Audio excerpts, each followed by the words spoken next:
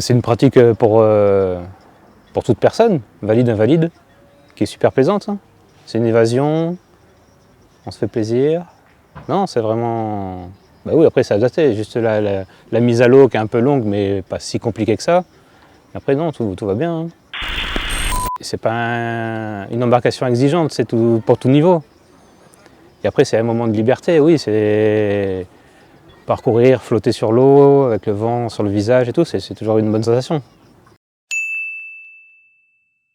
Si je devais le conseiller, qu'est-ce que je dirais que c'est une super expérience, qu'on se fait plaisir, donc c'est un moment de liberté, on se vide la tête. Non, c'est très plaisant. Moi les dates, c'est pas mon fort. 6 ans, ça doit faire le 6e championnat de France qu'on fait. Ouais, c'est ça. Ça a commencé par Antibes en fait. Et il y a eu un vrai engouement quand Antibes, en fait, ils organisaient le championnat de France en handi-voile, donc de mini-J, et il n'y avait pas encore de concurrents de la région, quoi. Et donc là, ça s'est précipité. J'ai fait mon premier championnat de France, j'avais pas très peu navigué sur le support. Mais non, c'était vraiment sympa. Ouais, c'est un support très accessible. Même moi j'ai emmené plusieurs personnes, alors que ce soit handi ou valide, qui n'avaient aucune notion de voile. Et je les ai emmenés faire de la voile et sans vraiment de notion. C'est un bateau qui s'acquiert très vite, mais ça reste comment dire, performant, et il y a quand même des notions de réglage assez performants. Donc c'est accessible, mais ça peut monter vite, on peut monter vite en compétence. Il faut monter vite en compétence. Oui, tu peux prendre ton bateau et partir tout seul. Partir tout seul, ça c'est pas un souci.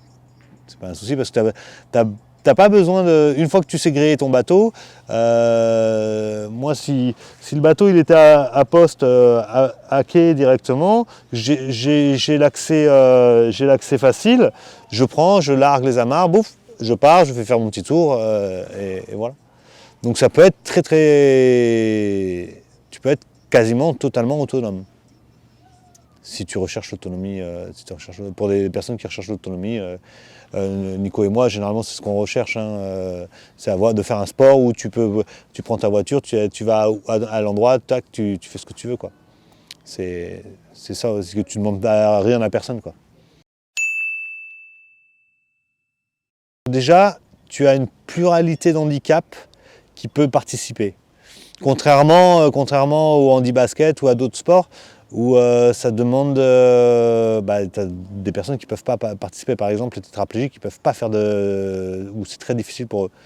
Là, avec des systèmes donc des technologies de joystick,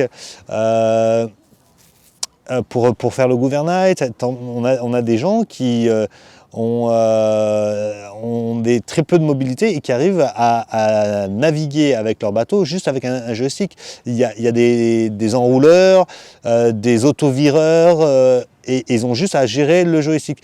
Donc même sur de gros handicaps, c'est très intéressant.